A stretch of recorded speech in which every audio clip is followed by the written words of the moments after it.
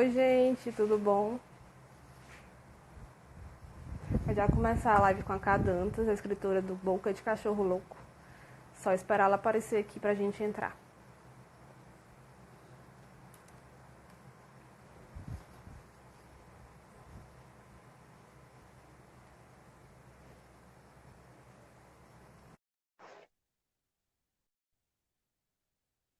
Olá! Olá! Ei, tudo Oi, bem? amiga! Acordei só para participar desse momento.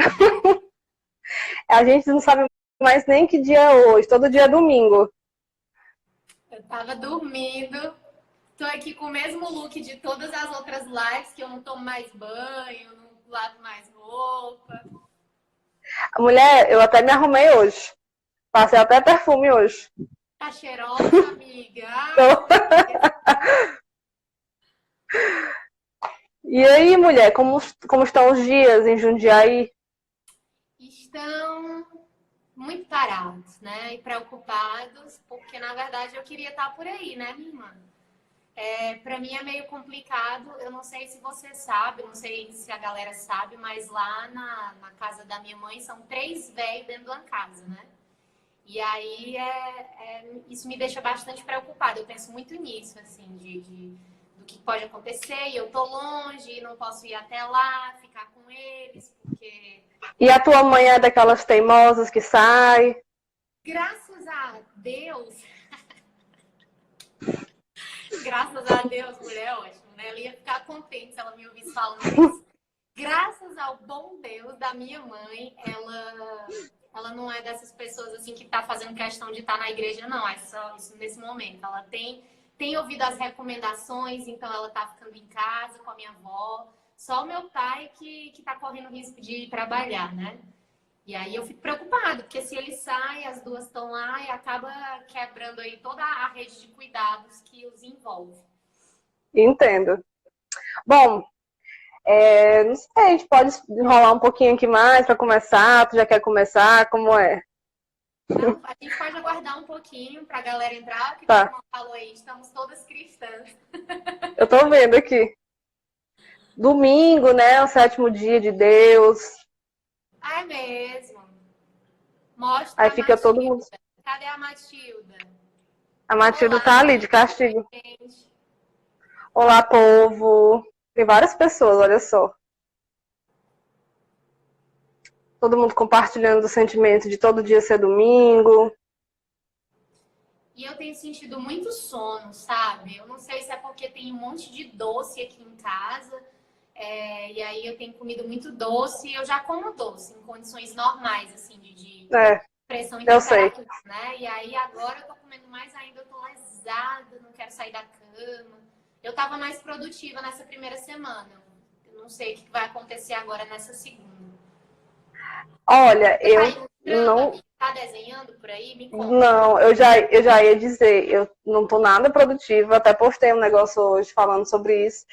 Eu tô assim num luto, eu não faço nada, não consigo fazer nada. Eu vi que saiu Oi, um Ritinho, um abraço. Eu vi que saiu um artigo falando sobre isso, que nós estamos de luto, né? Vivendo uma espécie de luto. Esse momento que a gente está vivendo dessa pandemia é uma espécie de luto de uma sociedade que não vai ser mais, né? As coisas mudaram definitivamente. E eu não sei exatamente de que modo essas análises estão sendo feitas, porque eu tenho lido muito pouco a esse respeito por uma questão de saúde mesmo. No começo eu estava lendo Uhum. muita coisa que eu estava me fazendo muito mal, porque eu estou aqui longe da família, isolada. Mas eu vi que tem uma discussão muito, muito boa sobre isso, sobre a gente estar vivendo o luto de uma época que não vai ter mais como... As coisas não vão mais voltar a ser como eram antes, né? Tem uma Eu pessoa cheguei me a ligando. ver. Estão me ligando aqui no WhatsApp, é uma chamada de grupo. É a Vitória e o Renato, ó. Diga assim, veja a live. Oi,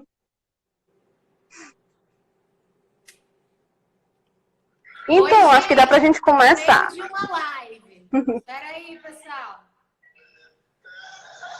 Nós temos aqui Vitória Andrade, Renato Pessoa, escritor. escritor. Rômulo, Isso é muito Black Mirror.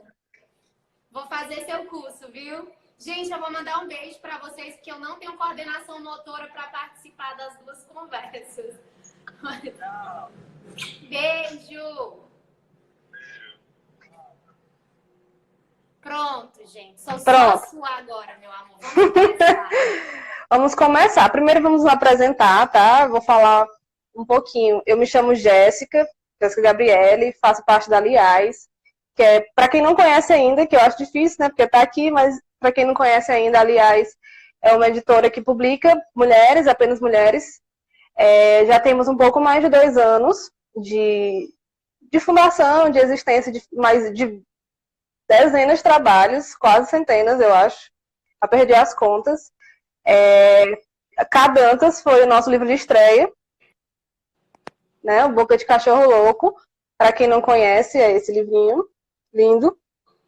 Que eu ilustrou essa capa maravilhosa. Que eu fiz a capa, ilustrei com todo carinho. Em 2018, né? A gente publicou ele. E esse é um pouquinho da história da Aliás, né? Temos um pouco mais de 2 anos já de diversos trabalhos, com publicação, com formação de plateia e oficina de escrita e diversas linguagens, assim, primas, né, irmãs, mas com foco em literatura, mas com as artes em geral, assim, artes visuais, enfim. E aí eu queria que você apresentasse um pouquinho agora quem é você, qual é o seu signo, o que você gosta de fazer e o que é o Boca de Cachorro Louco. Quem sou eu? Bom, gente, eu sou a Cadantas, né? Meu nome é Karine, Ana Karine. É como a minha mãe me chama quando ela tá brava comigo. Mas todo mundo me conhece como K. Eu sou professora, eu sou cearense, né? Graças a Deus. Sou professora de inglês aqui no município de Jundiaí. Eu me mudei para cá para poder trabalhar. Foi como eu vim parar aqui há mais ou menos 1 ano. E pensando em voltar para Fortaleza para assumir a vaga do estado, viu, Jéssica? Se tudo der certo. Se tudo der certo. Não sei quando é que o Camilinho vai convocar aí depois dessa pandemia, mas estamos de olho no edital de convocação. E eu escrevo também, tenho um blog que se chama Orgasmo Santo, tenho hoje 2 livros publicados, um deles é o Boca de Cachorro Louco, que, aliás, eu sempre conto, né, para todo mundo, aliás, acolheu a minha história. O meu livro, quando eu primeiro publiquei o Boca de Cachorro Louco, ele era uma edição artesanal, costurada à mão, óbvio, costurada à mão, normalmente os livros a gente faz isso mesmo. E aí, esse livro, ele foi um trauma, essa primeira edição, porque foram costurados, assim, centenas de livros e as pessoas queriam mais e eu não tinha mais condição de costurar, nem de fazer, nem de me envolver nesse processo, porque ele era emocionalmente muito, muito duro para mim. E aí, Deixa eu fechar aqui a janela, gente. Tá bom. Eu deixei a janela aberta para a gata poder subir. E aí foi quando, aliás, eu conheci as meninas da Aliás por meio do Thales um maravilhoso, querido, que fez essa ponte e fui adotada, né, como eu digo. Fizeram minha história, fizeram essa edição belíssima que a Jazz mostrou aí para vocês e que foi ela quem fez a capa, é o meu livro de estreia, o tesouro.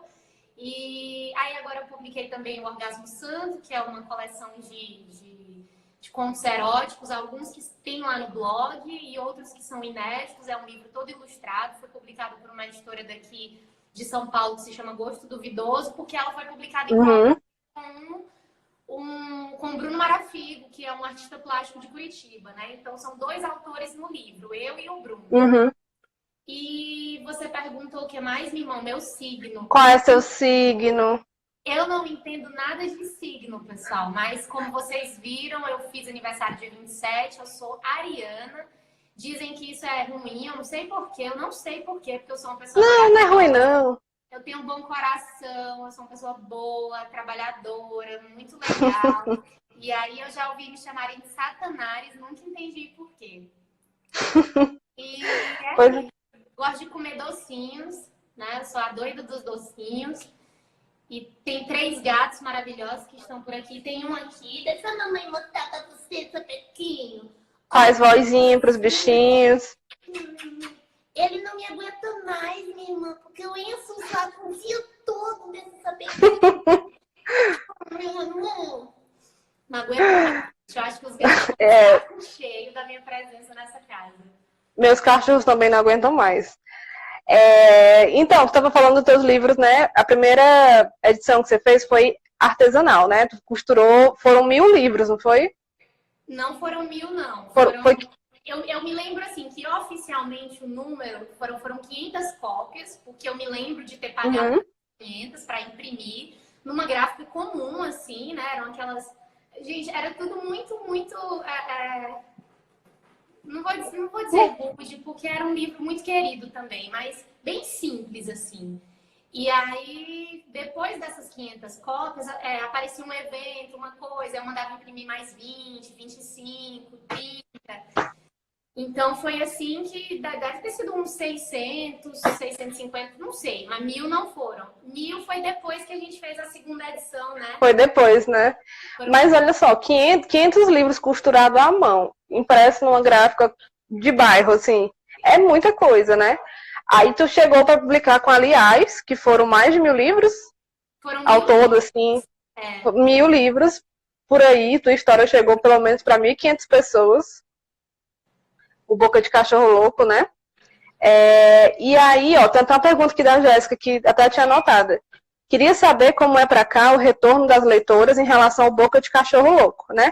Conta um pouquinho, assim, bem rapidinho, o que é o Boca de Cachorro Louco, a história dele, e como é que foi a relação das tuas leitoras, assim, como é que é o retorno delas com essa história. Gente, o Boca de Cachorro... Deixa eu primeiro mandar um beijo pra Jéssica. Eu assisti a live dela, só que depois de ela já ter acontecido. Eu assisti o que estava salvo aqui, porque eu estava dormindo, minha irmã. Dormi depois de comer uns pãozinhos de queijo, porque ninguém almoça mais nessa casa, né? Tá tudo meio revirado, assim, meio noite. E aí, deixa eu explicar. O Boca de Cachorro Louco, ele é uma espécie de diário publicado, porque são textos que eu escrevi quando eu estava num relacionamento abusivo e também um pouco depois desse período desse relacionamento. Eu peguei esses textos muito íntimos, muito pessoais, num tom muito confessional. Não eram textos para os outros, eram textos que eu escrevia muito mais para mim mesma e para eu poder lidar com essa situação do relacionamento abusivo. Pois esses textos, um belo dia, depois desse relacionamento ter terminado, eu li esses textos, tinha texto em todo canto, gente. Tinha no computador, em caderno, em agenda, em folha solta, dentro desses cadernos. Daí eu reuni esses textos. Quem já leu o livro vai reparar que ele não tem uma linearidade, né? São capítulos curtos, porque são esses textos. Eu dei um título para cada um deles, reuni e resolvi publicar. E o Boca de Cachorro isso é um registro autobiográfico de um relacionamento abusivo, né? É a definição que eu sempre dou. E aí, o que mais, amiga? Você me perguntou? Como foi sobre essa história? O feedback, gente, ele é principalmente de mulheres, né? De leitoras mulheres que ou já passaram por situações semelhantes ou estão passando, o que torna tudo ainda mais delicado. Tem até a história da Lili, né? A Lili, eu nunca me esqueço, trago a Lili no coração, porque a Lili, ela agora faz parte do nosso grupo aqui de mulheres, está sempre junto das meninas da Aliás, tá escrevendo também. E a Lili, quando ela leu o meu livro, ela me contou, né, que essa não é uma história secreta, não estou expondo nada que não possa ser dito. Ela contou que estava num casamento e era um relacionamento abusivo, e foi a partir da leitura do livro que ela tomou a decisão de sair, né, de pôr um ponto final nesse relacionamento, nesse casamento. Então, assim, eu recebo muito feedback de mulheres que passaram por isso, né, que estão passando por isso, que acabam encontrando forças no meu relato de também quebrar esse ciclo de violência nos relacionamentos delas.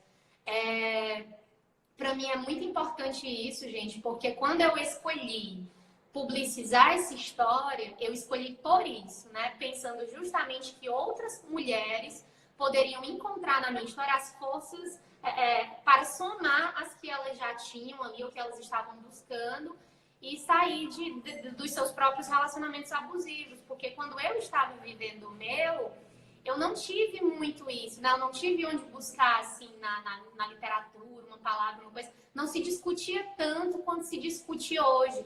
E aí eu fiquei pensando, poxa, se eu tivesse lido isso aqui sobre outra pessoa, quando eu estava vivendo o meu próprio relacionamento abusivo, talvez isso tivesse me aberto os olhos mais rápido. Alguma coisa desse Sim, tipo. entendi. Eu ia até perguntar aqui também como é que você já explicou, né? Que foi um diário, você vai escrevendo fragmentos e depois resolveu juntar tudo e publicar, né? Aí a Jéssica também fez uma pergunta, como é esse processo criativo e como ele passa pelo seu próprio corpo, já que aparece muito sobre o corpo, né? Essa temática do corpo na sua escrita e na sua obra. E para você, como é? Assim, é uma coisa que é inconsciente, se é uma coisa que você reflete sobre, né? Até porque, assim, quando a gente fala de... Eu sei, tô falando isso que a gente já conversou sobre, né? Quando você publicou o Boca, muitas pessoas chegaram a te criticar, dizendo que porque tá contando essa história, só quer chamar atenção. E aí fala de... tava com ele porque gostava. Várias mulheres, inclusive, né? Eu tinha inventado a história de um relacionamento abusivo, que eu nunca tinha passado por isso, que não tinha sofrido agressão. Teve uma mulher que disse que eu inventei para chamar atenção. É verdade. Isso. E aí, no seu perfil pessoal, né, você expõe muito o seu corpo, de uma forma que muita gente vê como... Não sei, até tua mãe fica até brigando contigo, que tu expõe o corpo, tuas selfies e tudo mais. Como é que você traz isso para sua obra? Se é uma coisa consciente, qual é a sua relação com o corpo? Se é uma coisa, assim, de resistência, de liberdade sexual? Me explica um pouco mais. Isso é importante porque, assim, fica muito evidente, né? Nas fotos que eu posto, nos textos que eu escrevo. Porque, assim, a minha formação, ela foi principalmente, essencialmente cristã. Numa igreja onde as mulheres tinham que cobrir o corpo inteiro. Eu fui criada acreditando, por exemplo, que sexo antes do casamento era uma razão Pecado. para ir para o inferno. Então eu tinha medo quando eu era adolescente, eu tinha medo de ficar com os amigos. Eu ficava muito culpada se eu desse um beijinho no coleguinha do condomínio. Eu tinha muita vergonha do meu corpo. Eu não me achava... Era muito difícil eu me achar bonita, eu me achar atraente. Porque o tempo inteiro eu olhava para o meu corpo com olhos de culpa, né? Aquela coisa assim, eu não posso mostrar isso, eu não posso me sentir bonita porque eu vou chamar a atenção daquele irmão que está sentado naquele banco ali e eu vou fazê-lo pecar. É assim que nós somos ensinadas na igreja. Você, mulher, faz o homem pecar, não é ele que tem o problema lá dele no modo de se relacionar com a mulher e o corpo da mulher. É você, mulher, que faz o homem pecar. Então foi assim. Atentar o outro, né? Foi assim que eu fui ensinada, a ter vergonha do meu corpo, a me sentir culpada por ele. A questão do sexo muito mais delicada ainda, porque eu fui casada, né? Eu me casei muito jovem, com 19 anos.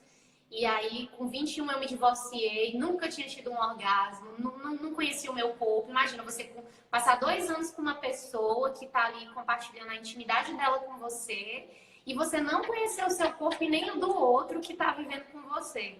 Era muito, muito duro, gente, era muito doloroso, era uma coisa assim e aquela falta era cada vez mais escavada assim, no meu peito. Eu sentia que estava errado, que estava faltando alguma coisa, que eu não estava me respeitando como eu deveria. E aí o que aconteceu foi que eu me divorciei, né? Eu paguei pelo meu próprio divórcio, na época R$ 500, era muito dinheiro isso. E quando eu me divorciei... Hoje ainda é, viu? Foi o momento que eu bati no pé no chão, pessoal, e eu falei assim, agora eu quero saber quem eu sou. Agora eu vou olhar para as coisas que eu quero, agora eu vou ouvir os meus desejos. E foi assim que começou a relação do olhar para o meu próprio corpo.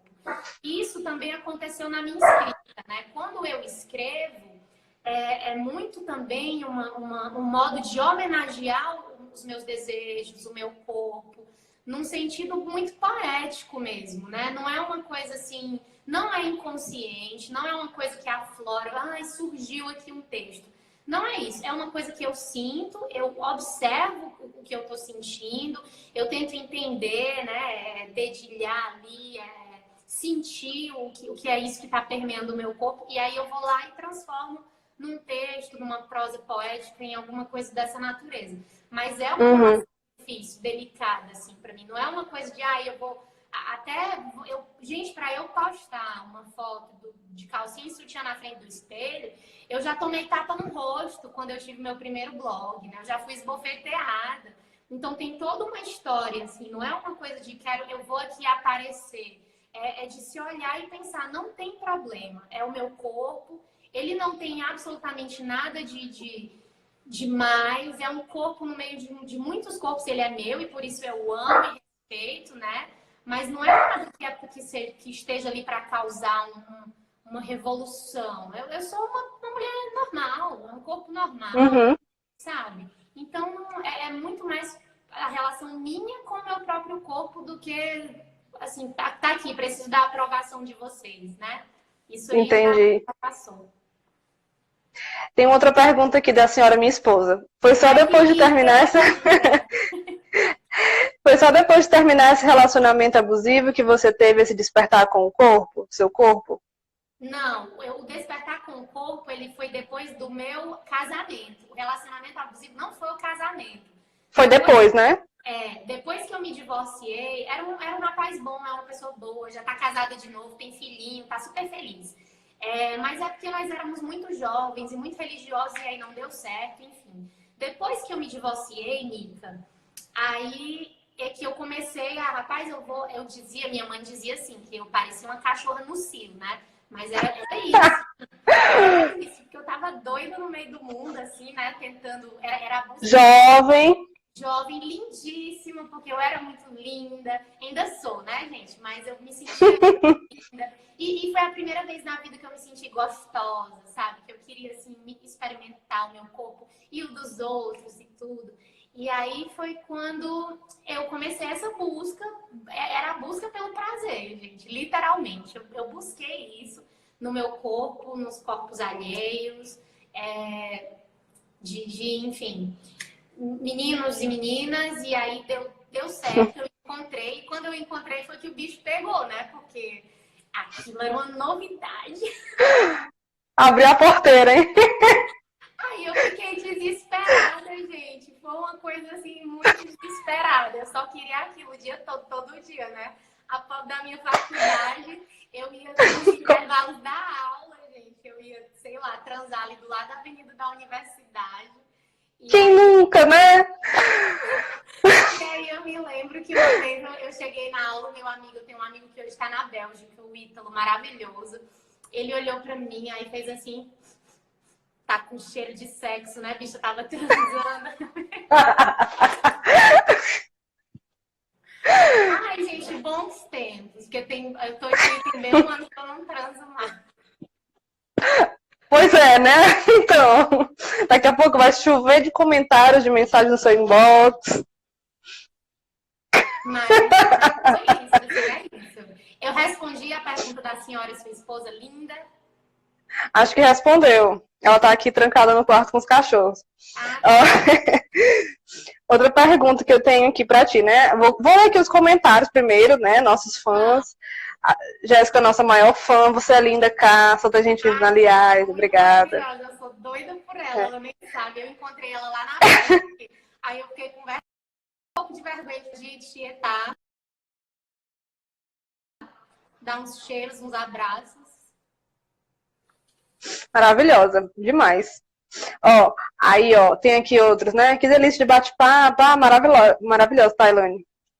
Então, voltando, você falou sobre a relação do corpo na sua obra e tudo mais, e como tô falando um pouquinho, mas eu queria que tu explicasse um pouco mais sobre como é teu processo de escrita, assim, se tu é disciplinada, se tu para sei lá, ou então é uma coisa que vem na tua cabeça, tu anota e depois tu desenvolve, ou tu é daquele tipo de artista que quando vem a ideia tem que parar tudo e escrever na calada da noite, como é? Se tu participa de estudo sobre escrita, como é?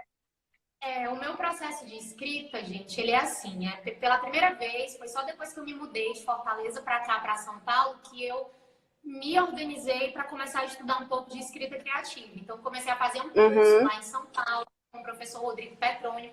É um curso fantástico, ele é um professor incrível, tem até diretor de cinema na minha turma. É um negócio muito chique, muito bonito, muito produtivo, assim. Mas a minha rotina de escrita, ela não é absolutamente organizada. Escrever é uma coisa assim que eu queria muito ter mais tempo, eu queria muito andar mais descansado da cabeça para poder estabelecer uma rotina assim de vou escrever todos os dias, das 8 às 10, das 9 às 11, sei lá, isso não existe. Eu escrevo quando eu posso. Por quê? Porque eu dou muitas aulas, eu sou professora, primeiro de tudo. Entendo. Né? É o que eu preciso fazer para sobreviver, para poder pagar aluguel, luz, internet, enfim. E então eu escrevo. E os livros, a gente sabe muito bem, né? Estamos carecas de saber que livros não Ninguém fica rico com livro. A gente não vive, não paga as contas com os livros. Então, assim, gente, eu escrevo quando eu posso. Eu tenho escrito muito mais aqui, assim, porque a minha carga horária ela é um pouco reduzida aqui na prefeitura de Jundiaí, então eu tenho um tempo a mais para poder, às vezes, fazer uma outra coisa, ler. Tenho lido muito menos do que eu gostaria. Infelizmente, eu tenho muita inveja de quem pode estar em casa escrevendo e vivendo para a escrita e para produzir, né? Quando você falou assim, você tem uma ideia e para tudo. Não para tudo, já perdi muitas ideias boas porque eu não parei para anotar. Algumas vezes eu anoto no próprio celular um poema, uma coisa que me ocorre, e aí eu começo a digitar no celular. Por exemplo, o Inhamuns, que é um livro que eu estou terminando, ele nasceu no celular, né? Foi um conto que eu escrevi no celular, que surgiu ali no momento de um cigarro. E aí eu escrevi, né, no celular e depois eu melhorei um pouco no computador, publiquei, aí virou uma novela e começou assim. Mas é tudo muito desafiador, gente. É muito doloroso, é demorado. É aquela coisa assim de às vezes você até perder o fio da meada porque não tem tempo mesmo. Tem que trabalhar, fazer outras coisas. E tem que trabalhar e escrever dá trabalho, né? Para chegar até onde você quer. Não é uma coisa de lazer, né? Vou aqui. Isso. Até chegar onde você quer e às vezes nunca chega, dá um trabalho danado, todo um percurso, né? A gente que é professora, né, da área das letras, a gente conhece bem como é todo esse processo. Outra coisa, já também nesse caminho, né? Você falou que sobre leitura e aquela galera que consegue ler um livro por semana e posta, né, que dá aquela inveja, e depois você fica, eu não posso me comparar com essas pessoas, super rola isso. E as leituras do mês, cara, o pessoal posta vários livros assim, um mês. E aí, como é pra ti fazer parte, como é que tu se sente de ter participado dos 50 livros para ler durante a quarentena na UOL? 82, bicha, né? 82! Eu não sei números, Eu fiquei muito feliz, eu não tinha visto, parece que a matéria foi publicada no dia 27, que foi o dia do meu aniversário. E eu não tinha visto, eu vi hoje porque uma pessoa marcou no Instagram. Aí eu fui atrás e vi lá no blog e eu fiquei muito contente, né? Você vê ali o seu nome, tipo, do lado da Maria Valéria Rezende, umas coisas assim, e você fica, valha, que legal, né? Vou mandar enquadrar aqui. Né? Fiquei cheia de pernas. Fiquei cheia de pernas, fiquei contente. E muita gente baixou, né, o livro realmente, que aliás disponibilizou. Para quem está nos ouvindo aí, é importante que vocês saibam, o meu primeiro livro, Boca de Cachorro Louco, está disponível para download gratuito, aliás, disponibilizou. Eu sei que muita gente baixou porque a galera me marcou, mandou para mim foto, falou que estava começando e tal. Quem quiser... Tá lá no blog do Leituras da Bel, tá lá. É só procurar, é facinho de achar, Leituras da Bel. Eu vou colocar aqui. E aí tá lá gratuito mesmo. Tem lá, isso aí. E aí, voltando para as coisas das listas, né, de ser uma honra estar ao lado de Maria Valéria Rezende, entre outros grandes nomes, né, que a gente sempre lembra quando fala de literatura brasileira. Quem é que tu tá lendo, assim, uma pessoa, eu adoro essa autora, esse autor, quem é? Mas principalmente as autoras, né? Pra te dar sempre esse espaço. Quem é que tu tá lendo, quem é que tu Vamos falar dos indica? autores. Gente, eu tenho lido vocês, principalmente, né? As escritoras maravilhosas que eu acompanho sempre aqui na minha rede, que na medida do possível eu tento adquirir as obras e ler. Por exemplo, a Jéssica Balbino, eu leio tudo que a Jéssica escreve. Estou acompanhando tudo aí do trabalho que ela faz, né, sobre a mulher, o corpo gordo e tudo. É fantástico, é incrível para todo mundo, sabe? Compartilhando com todo mundo. Por exemplo, as minhas amigas e poetas, a Lisiane, a Ana Kalima, bicha, a Ana Kalima maravilhosa, a Nina Risse. Tem também uma autora que eu estou particularmente apaixonada, esperando 2 dias para o livro dela ser publicado logo, que é a Marcelle Becker. Ela assina como Mar Becker. É um amorzinho, sou doida por ela. E ela escreve Ave Maria. Tudo que ela escreve eu fico assim, sabe? Extasiada. Então eu gosto muito, muito da obra dela. E eu tenho lido muito, assim, as meninas que publicaram aquele livro erótico da capa vermelha, que a amiga... O Olho de Lilith. O Olho de Lilith, maravilhoso. Maravilhoso. Ave Maria, eu já devo ter lido ele completo umas 2 vezes, porque eu acho que dialogam muito com a minha vida, sabe? Os meus próprios desejos. E aí tem a Argentina Castro, que também tem uns poemas deliciosos. Eu estou lendo aí as minhas queridas. Muita gente aqui do Ceará, né? E como é ser uma escritora no Ceará, uma escritora cearense no Ceará, e uma escritora cearense hoje morando no eixo sudeste, sul-sudeste? Como é? Tem diferença? Tem muita diferença, porque assim, aí em Fortaleza eu sinto que eu tenho um espaço, né? Um espaço de fala, um espaço... eu tenho um grupo de leitores, que tem gente que me acompanha o meu trabalho, que estava esperando o lançamento do Orgasmo Santo, que está esperando o lançamento do Inhamuns, que nem tem previsão ainda. É um grupo bem definido de pessoas que me leem. Todo o seu fandom, né? Eu tenho dito assim, que em Fortaleza, daqui a um tempo eu vou ser quase uma subcelebridade, né? Porque... Você já é, querida. Regional 5 é toda sua. E aí, assim, aqui eu tenho começado, né, ainda a conhecer pessoas, os autores, as autoras, a conquistar um pouco de espaço, mas, gente, São Paulo, além de ser São Paulo principalmente, né? É esse eixo Rio, São Paulo, enfim, aqui o Sudeste, mas São Paulo principalmente. É enorme e a concorrência, meu povo, é outra coisa. É muita gente escrevendo, é muita gente publicando, é muita coisa acontecendo. Então, não é assim, é bem diferente, né? O modo como eu tenho um alcance aqui. As pessoas têm me conhecido agora por aqui. Principalmente por causa, depois do Orgasmo Santo, que a gente fez o financiamento coletivo. E aí, Tô esperando o meu.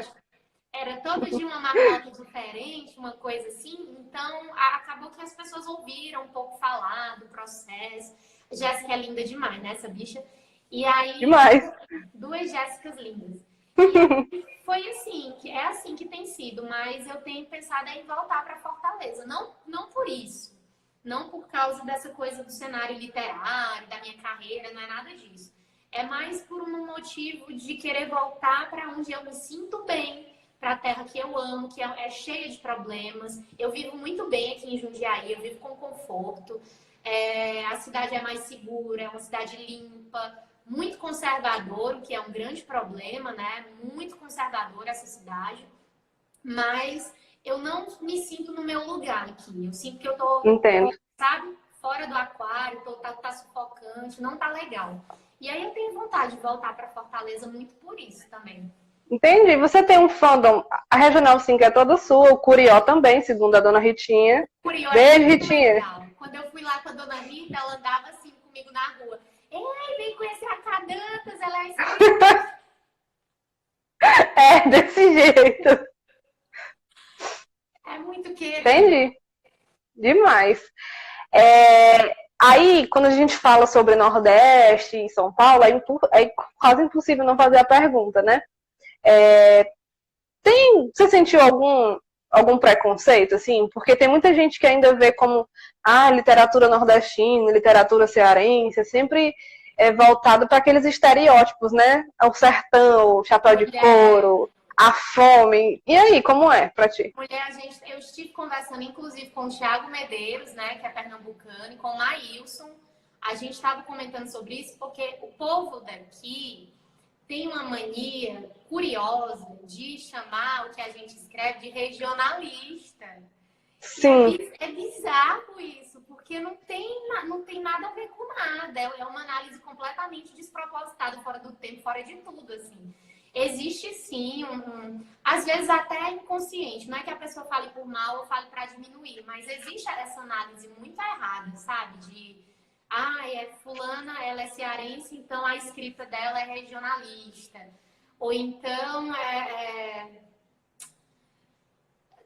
a gente falou sobre isso, inclusive, quando a gente discutiu a obra do Maílson, que é uma obra independente de poesia, que ganhou o Jabuti, e que mesmo assim a gente sentiu, porque foi uma coisa muito evidente, que teve uma espécie de distanciamento, de boicote, uma coisa assim, por ser independente, por ser também nordestino. Então tem sim. Sem contar os preconceitos diários que eu escuto, pegando Uber, gente. O pessoal sempre pergunta se eu sou da Bahia. Como é lá na Bahia? Eu digo que sou de Fortaleza, a pessoa pergunta como é na Bahia, diz que eu sou baiana, não sei o quê.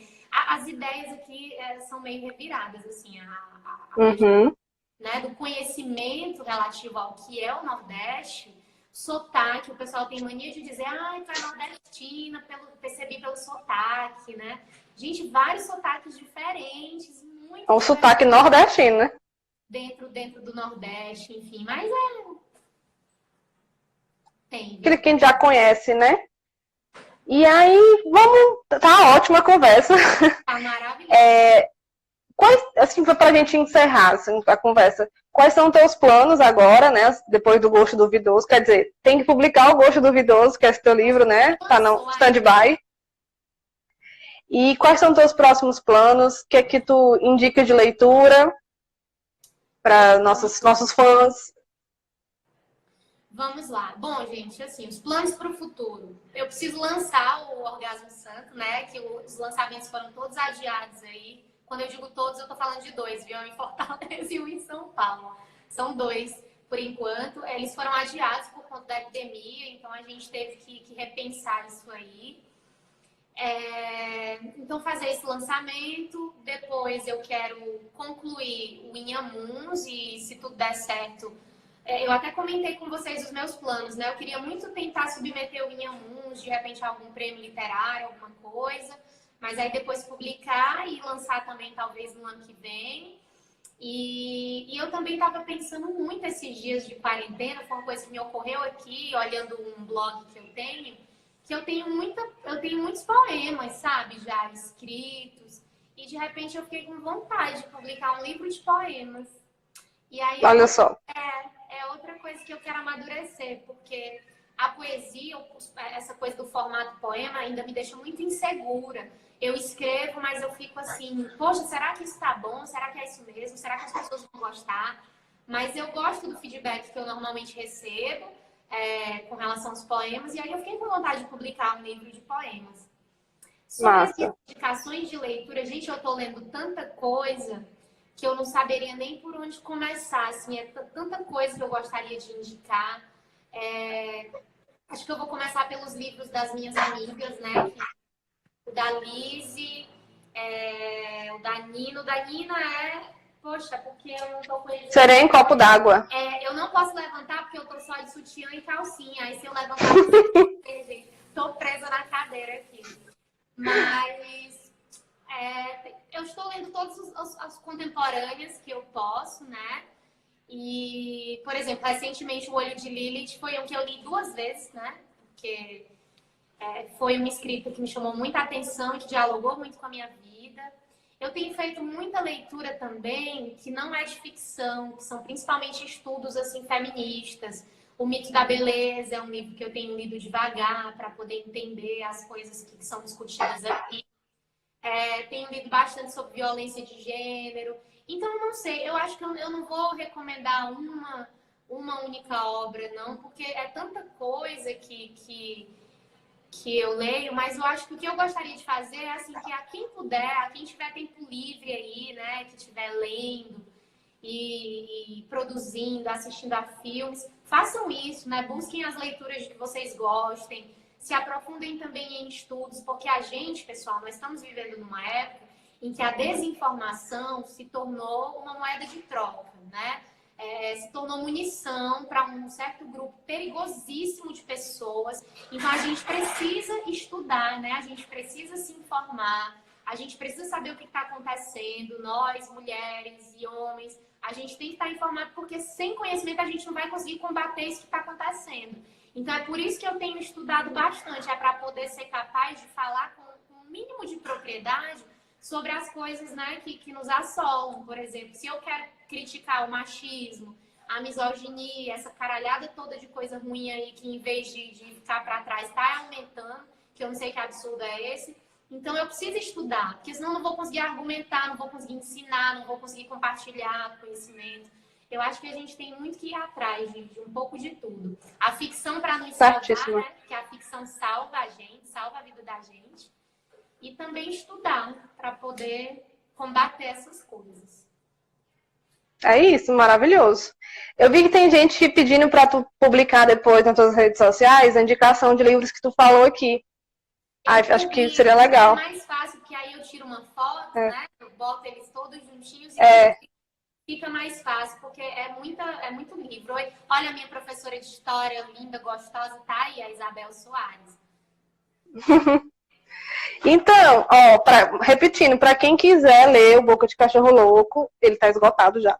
Mas você pode ler ele online ou baixar o PDF, né? Só procurar no blog da Bel, Leituras da Bel, tá lá gratuitamente. Tem lá o link, gente. Façam um download, tem lá o link. leiam, me digam o que vocês acharam. Eu adoro ouvir o feedback das pessoas, eu adoro saber como foi a leitura, se teve um significado, se não teve. Acontece, inclusive, vocês homens que estão nos ouvindo, né? Porque eu sei que de vez em quando aparece um homem aí. Os homens também têm um feedback, às vezes, a dar. Isso é muito legal, de se identificar ali com a posição de abusador, então de uma pessoa que também esteve... Porque vocês sabem que qualquer pessoa é passivo, qualquer relacionamento é passivo de se tornar um relacionamento abusivo. Qualquer um. Um relacionamento homoafetivo, um relacionamento hétero, qualquer mãe e filho, uma amizade, né, gente? Então, assim, às vezes a gente se identifica com outras coisas, mesmo sem ter vivido uma situação particularmente como a minha, por exemplo.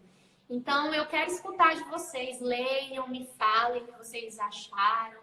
Se foi significativa a leitura, por favor, viu? Tá bom. Pois cá. Eu também gosto muito de ti, tô com saudade. Eu fiquei com mais saudade depois dessa hora. Volta! Camilo Santana, chama essa mulher. Olha ali a armação.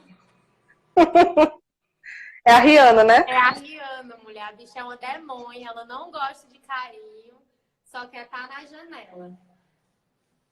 Pois, Cá, muito obrigada pelo tempo. Foi ótimo te ver. Foi ótima a conversa, tá? Adorei. Sucesso aí nas novas empreitadas, novos trabalhos. Em Amuns estamos aí. Pra nós.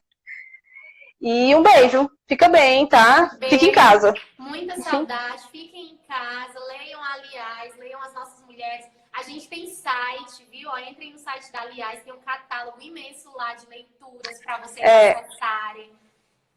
É aliáseditora.com. Isso aí. Tá? Sigam-nos. Sigam-nos. Beijo. Tchau.